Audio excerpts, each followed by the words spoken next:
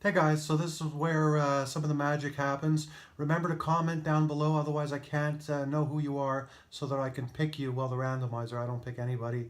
The randomizer, the software program, can pick you for gifts, prizes, cash giveaways that we do. And I want to talk a little bit today about what you're going to do with your SSMA agency. SMMA rather, social media marketing agencies, whether you're new, old, seasoned, novice, or somewhere in between, so that you can increase what you're actually doing by helping clients that you're seeking to increase what they're doing in their businesses. So, number one, how do you actually extract your sales?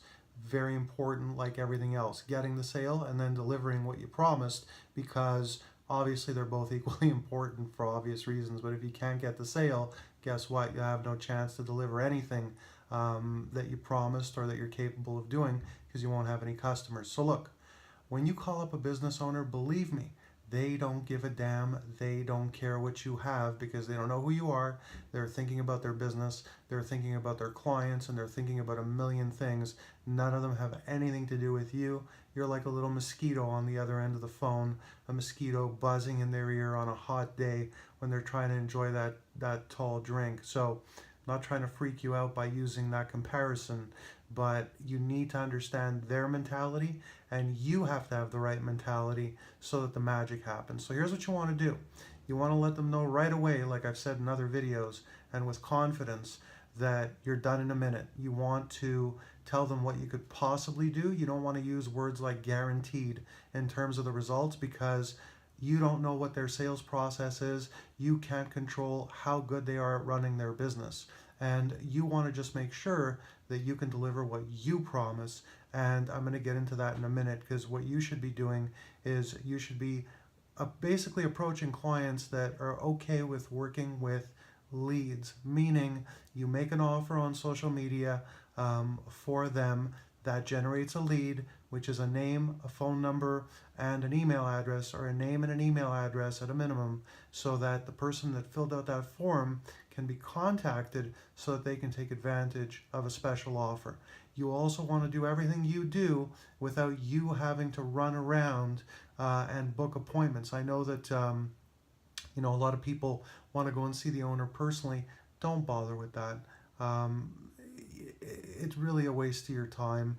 It's going to chew up what you can productively do in a day to scale your business. And it's one of those time eaters. Listen, if people are trusting that you're going to go out and find them clients and you're going to use the internet to do it, how could they trust that? And you can even tell them this if they tell you, well, come meet me in person, if you can't show them that you don't need to meet them in order to get their business. And it's true.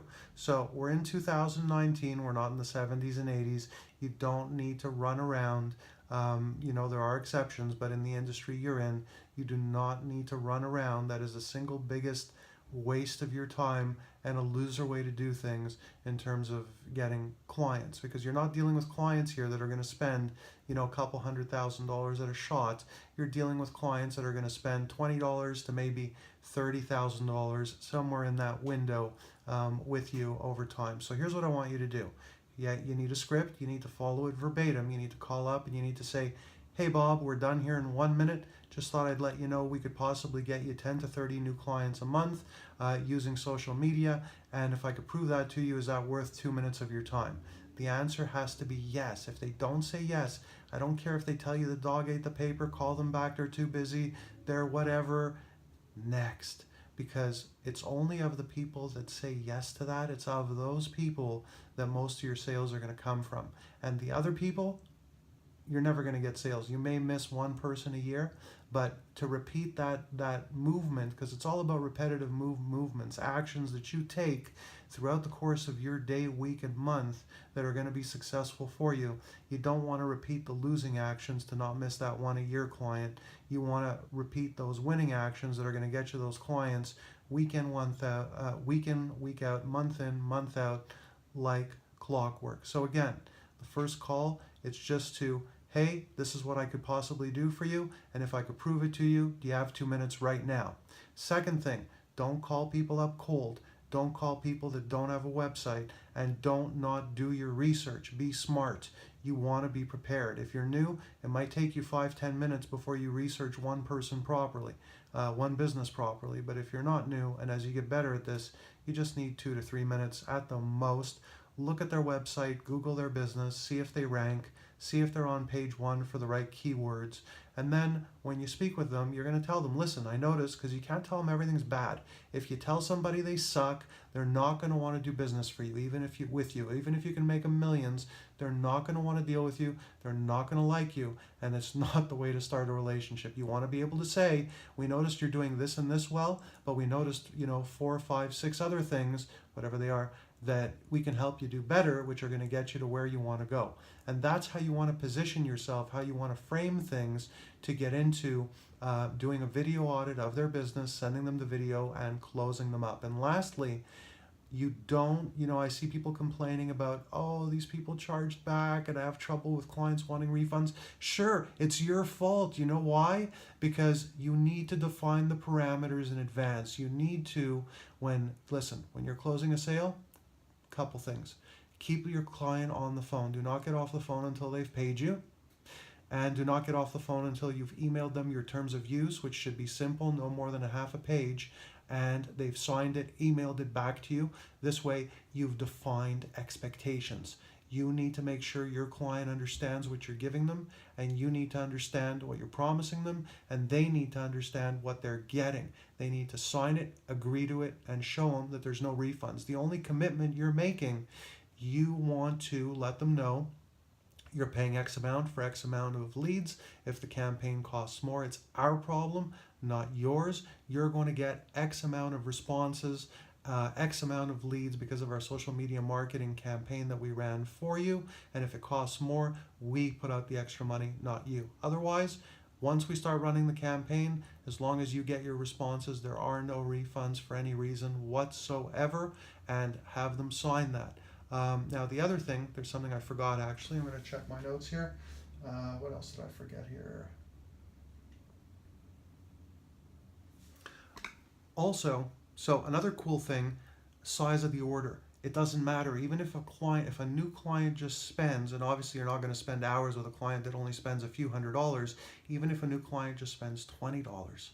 It's about getting past that get acquainted stage, and you want to tell them that. You want to convey that with confidence and tell them, look, I learned that when you have something of value, clients chase you. You don't need to chase them. So for that reason, you can get started with any amount of money you'd like to get started with monetarily. Whatever you say, I'm going to say yes, because to me, it's more about getting past the get acquainted stage, getting onto what matters, which is helping you build your business.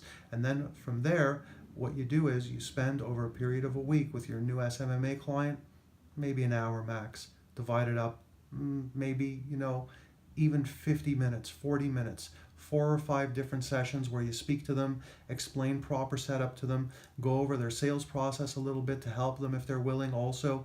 But and if you do that the first week or so, and you give them a deeper understanding of what's going on, and they've spent, whether it's $50, a few $100s, most of those, if you do it right, are going to turn into clients that are good clients that'll spend on the next order anywhere from a few thousand to 10, 20, 30,000 on that second order, because you've shown them you're real, you're committed, you're punctual, and you actually show them things that are not useless. You show them things that are useful. And now they know you, they like you, they trust you, and they understand that you're there because you're a keeper, and not because you're like most people that they'll get in touch with that are going to be useless, not be able to help them, and not treat them the right way. So very important to do that, everything I've said.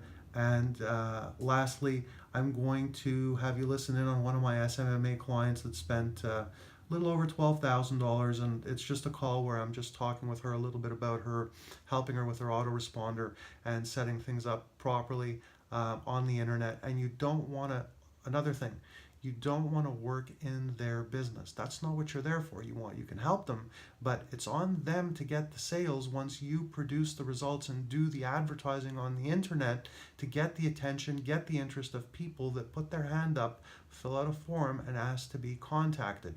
But you don't want to become an employee of your clients. Remember that, because then you're not running an agency, you're just simply working for them, and you have a job at that point, and that's not what being in business is about. Being in business is about working on your business, not in your business, and not working in your client. clients' businesses. So don't get it minced. Here's part of that call just to give you a bit of an idea of what it sounds like when you're dealing with, if you're totally new, a client that's already dealt with you that you're helping along. That's it. See you next time. Remember to comment down below so the randomizer can give you a chance at picking you. If we don't know who you are, we can't pick you when we have giveaways. You got to comment on all the videos, hit the notification bell, hit that subscribe button if you haven't already, and happy you came by.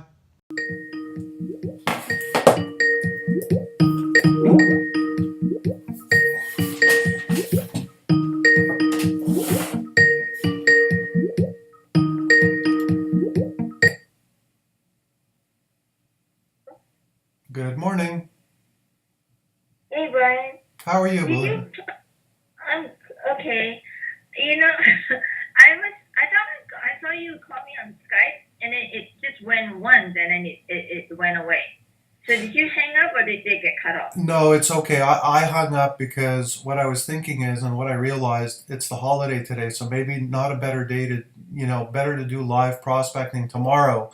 And I thought we would just talk just today a little bit and just ask you, what happened with your autoresponder, and maybe zip through the opening script, and then we'll make some live calls tomorrow. Okay. Yeah. I was sitting here. I was so sad. I'm like, I did not know why my list did not upload on Get Response, because when I did it on Saturday after I texted you, literally it says that you're seeing only 20 contacts because it will take some time to complete the list, and you'll be notified when it's completed, right? And so yesterday I got really busy, didn't get a chance to check in, and this morning when I got here, I'm looking at it and it's still showing 0 contacts. I have no idea why, because I thought I followed all the instructions like I was supposed to. I mean, it wasn't that difficult. Okay, well, double check that you followed the instructions right, and what it might be, keep in mind, it's a holiday weekend, so maybe it's possible that because of the holiday, they're, didn't review it yet, and because you're a new client, maybe they manually review it instead of it being automated. So maybe that's why, and it should pop back in there and be completed, tomorrow when the holiday is over. So don't worry too much about that. But this is not an American company. Oh, it's not. This is not American. No, Get Response is actually not an American company. Uh-huh. I just heard that it actually was somewhere in Europe, and I don't remember the exact country. So you know what? Send them an email and ask them. Say hi. I uploaded some contacts the other day, and I noticed they're still not in the system. Can you tell me why? Yeah, I think I'm gonna have to do that, because I don't want to. A part of me says, "Oh, maybe it didn't work, so do it again." But then it will duplicate the list, right? Or unless on the instructions, I have to say that they probably have it set up where you can't duplicate the list on the same list to the same mailing. It probably would block it naturally. I hope they do, because I would say, okay, because on the screen where I can upload, it says here, how do you want to add contacts? So I checked upload a file using an external service or paste roles. So I wanted a file. So then there's an option to say upload file. So I could drag and drop from my computer. And so I did that. And she said, what should we do with the contact information? Then my choices are add and update existing. The next one is only add new. And the last one is only update existing. And so I did add an updating, which was the default button that was already chosen. So, but I know the list was empty because I just created it before I did it. And then there was the box that I have to check that says, I have permission to add these people to my list. And I have to check that, because I tried doing without it, it wouldn't let me go through. So I checked it, and then I went to next. And then, the file thing started pulling up, and it was doing its thing. And then That So was it. I mean, so one of the things, and I didn't, want to cut you off, and I think you feel better if you talk about it. So that's why I didn't really cut you off there. But I just want to tell you this. You're going to find that one of the keys is not doing work you don't need to do. And not just with this, but with everything. So instead of, because you feel like you did it right, so instead of trying to go over everything again and again and again and trying this and trying that and driving yourself crazy, don't. Send one email that simply says in one sentence, I did this, it's not there, did I do something wrong? Can you let me know what's happening? And wait for them to answer you. And forget about it until that happens. Because there's no urgency there. And, okay. between now and then. So just simply do that and forget about everything else you just said for now. And let's go through the opening script and then let's set up our time for tomorrow so we can get cracking. Okay. Well, is holiday not a good day to do this? Or maybe people are out. Yeah, because they're out and about and running around and so forth. So we'll do a quick Well, training. unlike some of us that love to work. Well, for sure, but you know what? I mean, I even completely forgot that when we spoke last week that it was going to be a holiday, and then when I realized, I said, you know what? We'll get together anyways, and we'll still do something useful that's going to be beneficial, and then we'll reconvene on Tuesday. Since we're talking about Tuesday, can you pick a couple of times that you think are going to be good so we can just get that done, and I'll put that in my calendar now. Tuesday.